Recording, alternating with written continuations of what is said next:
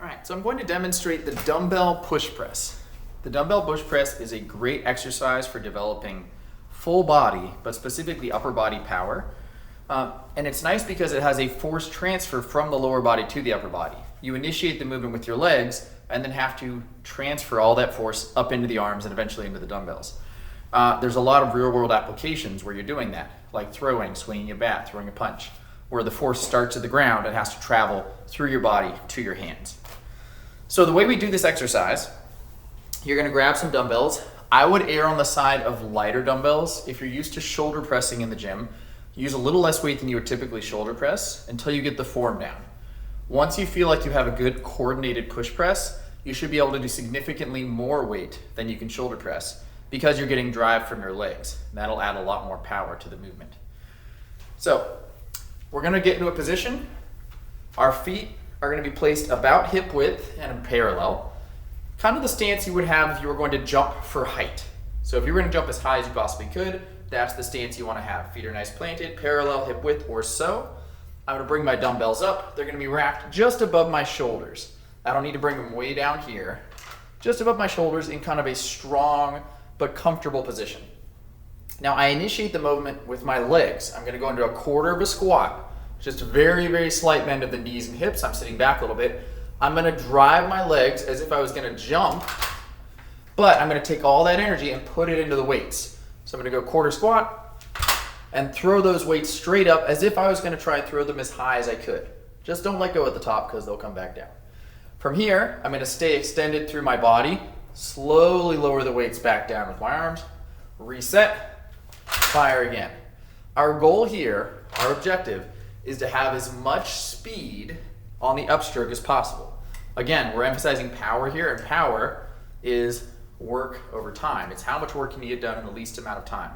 So you want to generate lots of force, cover that distance as quickly as possible. I'm going to show you from the side what this looks like. I have the dumbbells wrapped. Notice they're slightly in front of my head. They're wrapped kind of on my upper chest, not touching, but in that position. Feet are parallel, strong, strong core. Go into that quarter of a squat, just the position you would jump as high as possible from. Extend explosively, catch those weights directly overhead. Notice I don't have them out here. I have my core locked out. I'm trying to lock them in directly above my head. Down slow, lifting the chest, strong, strong posture. And then reset, fire again. Down slow. When you're training for power, and this goes for any big compound exercise, you want to keep the reps low. So generally less than 8 reps, and usually more like 4, 5, or 6 repetitions. And you want to keep the weight as heavy as you can without slowing down at all. On a typical set of exercises, you're going to push yourself to the point where you can no longer have good form. With a power exercise, it's a little different. You're going to push yourself until you are starting to lose some of that acceleration. If the whole goal is accelerating quickly, you don't want to have any reps where your body is training at a slower speed because you're teaching your body to move at a slower speed, which is counterproductive.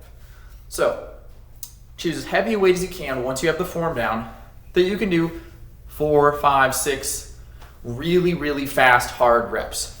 Whatever that weight is. You'll notice if you start going too heavy because the reps will get slower, and that's a different goal. We're not working power as much in that case. So find that happy medium where the weight's heavy, but you can still really accelerate it. Just do a few reps. If you're going too many reps, you'll also notice the weight will slow down. That's time to stop and take a break.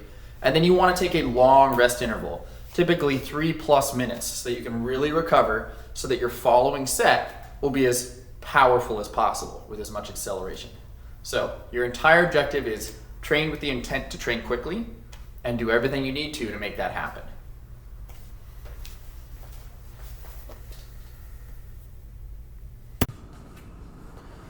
All right, one of my favorite lower body exercises for really training power and a quick explosive movement for all the muscles of the hips and thighs is a pin squat. So squats are one of my all-time favorite exercises in general, but a pin squat is really gonna emphasize the concentric or upstroke of the squat. And you can really confidently load it as heavy as you possibly can while maintaining speed because the rails are going to make you feel totally safe. Whereas normally squats can be a little scary at the bottom when you're getting tired and when you have heavy weight. So to do a pin squat, you're gonna find the position in your normal squat depth where you feel the strongest accelerating out of the bottom. This is typically a bit shallower than a full all the way to the ground or just a parallel squat. Usually people, if they're doing what's called a sports squat, they'll be about 90 degrees. It's where you would jump from. So I would jump as high as possible from here. I set my rail a little bit lower than that. So I took my bar and I was kind of in between two settings. So I set the bar at the next spot below that. You can see my thighs are a little bit above parallel, a little bit below 90 degrees. I could be there, I could be one higher. That's what I've chosen for today. The goal here is to have it where you can comfortably rest the weight at the bottom of the rep, pause, brace, and then accelerate back up to the top as hard as possible. So, on any squat, before you load the bar, you want to make sure everything is dialed in posture-wise. So you want to make sure your core is braced, our hips are slightly tucked, our abs are tight and pulled in slightly. We're lifting our chest, we're driving our shoulder blades down and back. That's all default for any kind of squatting pattern. When you put the bar on your shoulders, you want to make sure your shoulder blades are drawn together and the bar is resting on the top of your shoulder blades, not up on your neck. It'll get very uncomfortable very quickly if you have the bar resting up on your cervical spine. So I'm going to do that, locking in my posture, making sure the bar is on my top of my shoulder blades, on my upper traps. I'm going to pull my hands towards my shoulders a little bit so my upper back gets even more scrunched, and I'm actively going to use my hands to pull the bar down into my shoulders. What that does is that causes you to contract your lats. So now the entire musculature of your upper back is tight and contracted, and that is a great platform for supporting heavy loads safely. So with all that in place, my stance is going to be just like it would be in any sort of athletic situation. I want my feet parallel, kind of between hip and shoulder width, so that I'm in a position where I can jump as high as possible if I wanted to. Now, I'm going to initiate a squat just like a regular squat, hinging my hips backwards, dropping down, and I'm going to go to those rails. Now, I do not relax at the bottom. This is important. The weight is resting on the bar. I don't have the weight on my body anymore, but I'm not relaxing my posture. I'm not letting my posture sink. I'm not letting anything go slack. I'm staying tight for a count. I typically will pause about 2 seconds, 1,000, 2,000, and then I'm going to drive up explosively. So this teaches our body, without the slingshot effect of dropping down and bouncing out of the squat, this teaches us to generate a lot of force from that bottom position, just through tensing and accelerating. And it's also very safe because we're staying braced and there's no bounce off of our connective tissue at the bottom. You also don't have to worry about failing because you're already on the rails. If you can't lift it, it just stays on the rails. So I'm going to go down. I'm going to demonstrate 5 reps for you guys. Hips are back. I'm going to rest the weight, but I'm going to stay very tight. Pause 1,000, 2, 1,000. Up. Hard acceleration. Down. Pause 2, 2. I'm going to go down, staying very, very tight. 2, 3. Pause 2, 4. One more. Pause 2. And 5. Good. I'm going to rack it up. Now for any sort of power movement, including pin squats, the objective is to accelerate as quickly as possible. So with that in mind, you want to make sure that the load you choose is heavy and challenging, but not so heavy that it slows you down. So with a little bit of practice and give yourself some time to do a few sets, find that weight where you are challenging yourself. You're putting a lot of weight on the bar for you, but it's not so much that it causes you to go slower. If you start slowing down, you're either doing too much weight or too many reps. So keep your reps low, kind of middle range, 4, 5, 6 reps or so, and make sure that weight is moderate compared to what you would normally do to train your legs for strength or for muscle mass. And the goal again is just really, really fire out of the bottom as hard as you can, do a few reps, and then rack it and take a long rest. And that way, when you come back to your following set, you're going to be fresh and ready to move as quickly as possible. That's how we train our nervous system to coordinate our muscle contractions to generate as much force and power quickly as possible.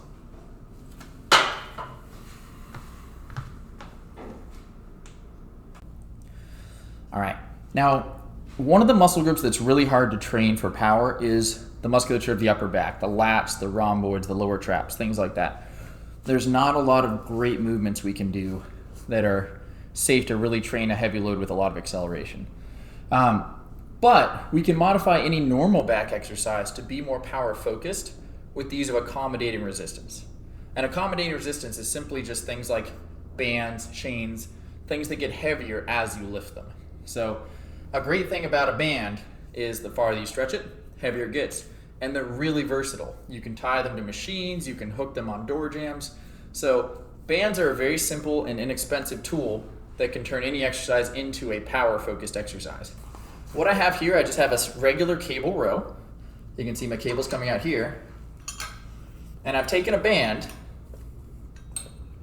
and I've just looped it around the support bar here. So I took the band, I looped it around the back of the bar, and then with this close grip handle, I put both sides of the band over the handle so that it's sitting on it like that. It's looped around the bar and it's going over the middle of the handle on this close grip. I have a little bit of weight on this cable row, not a ton, but with the band resistance it will be challenging, and the farther I pull it, the heavier it's going to be, which is the entire idea. When you're accelerating a weight, as you speed up and try and move it faster and faster, your muscles have to contract harder and harder, which is how power is generated. So when you add accommodating resistance, you're mimicking that phenomenon, making your muscle work harder and harder as it goes through the range of motion. We still want to focus on acceleration. We're still trying to lift the weight quickly, but a lot of that work is done for us just by the nature of the resistance. So you don't have to be as fast as you would be using just a regular free weight. You should still have the intent of moving quickly though. That is always a focus of power exercises. So what that's going to look like here, I'm going to get in good position. Always big chest, neutral spine. After I unrack the weight, I'm going to lean back slightly, and then I'm just driving my elbows towards my hips. The biggest muscle in your upper back, which is your latissimus dorsi, its major function is bringing the elbows to the hips. So that's what you want to think about when you're doing any sort of lat-based exercise. Just think about your elbow going towards your hip joint. We don't want to go past the hip joint because as the elbow travels away from the hip, you're actually causing your lat to relax, which takes all the tension off it and defeats part of the purpose. And also, as you see, if my arm goes too far back, it starts to wreck my posture. I get a lot of shoulder roll and internal rotation. So we're just going to drive our elbow to the hip as hard and fast as we can, kind of lifting our chest as we go, because the lat is also a thoracic extensor muscle, which means as you extend your upper back, you're making your lats contract harder. So those are the two things I want you to focus on. Drive your elbow towards your hip, lift your chest, and squeeze. As we go down, control the weight, a brief pause at the bottom so we're not bouncing or banging on anything. And then again, drive it back, squeeze. As I stretch that band, my upper back has to squeeze really hard. I can really feel it. So it has to fight and generate a lot of force. Control, I'm going to do 6 of these, so 3 more.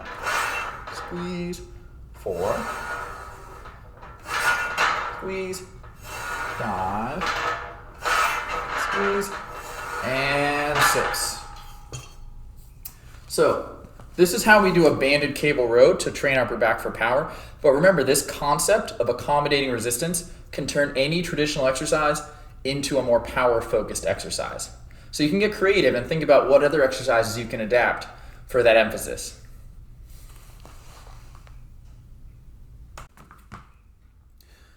So we're going to go into a banded hip thrust with an emphasis on power development.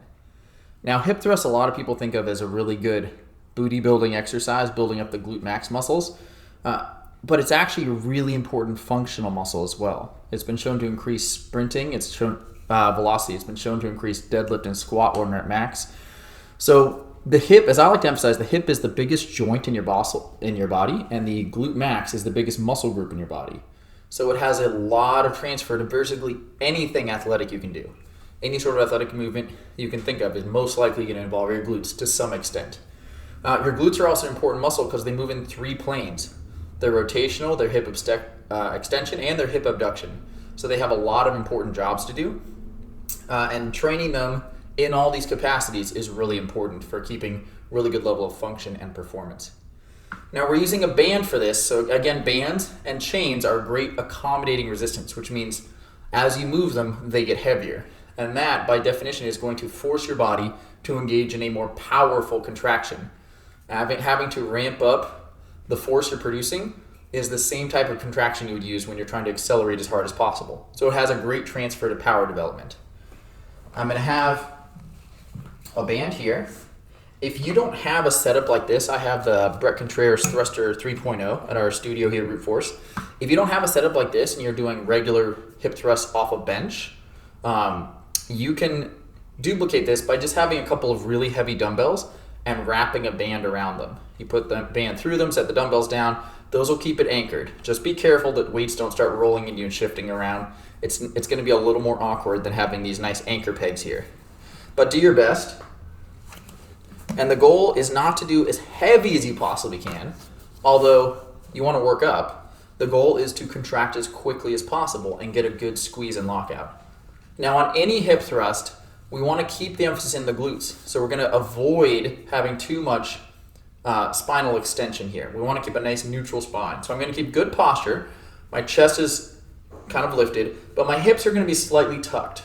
It's very easy, specifically for myself, I have a pretty strong lower back. My lower back wants to jump in a lot on hip thrusts. So the way I avoid that is I contract my abdominals and I tuck my hips so that my lower back stays kind of, not round, but avoiding an excessive arch. You'll see some people really try to keep ribs down, chin tucked on hip thrusts, and that's great for keeping constant tension on the glutes.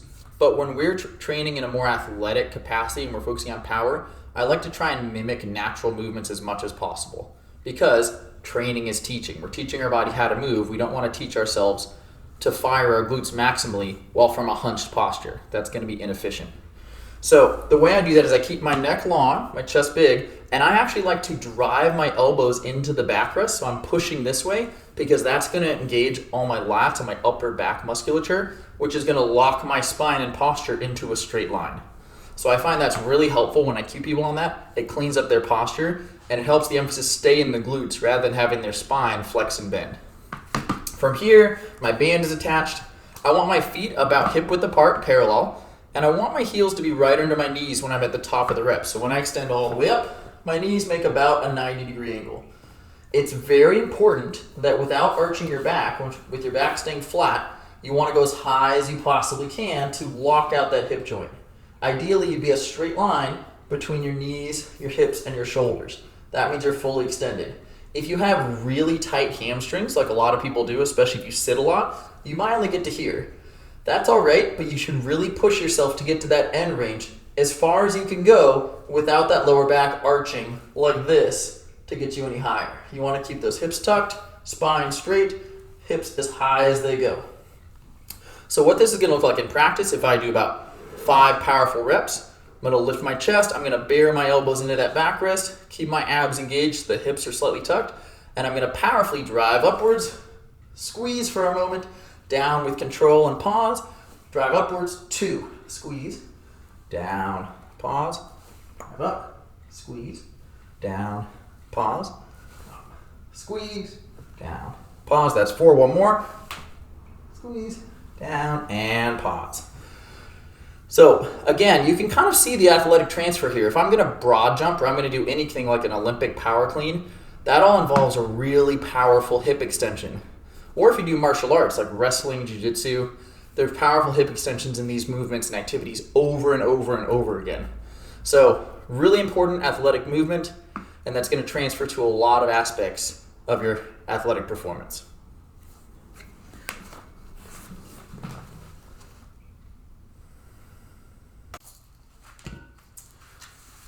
So a lot of times when people think of the smaller muscle groups, like the biceps, power exercises don't really come to mind. We think of big compound movements for powers like a kettlebell swing, some kind of jump motion, plank push-ups. But you can train some exercises, you can modify them to make them have a little more power emphasis. So I'm going to show you one today. It's called the barbell curl toss.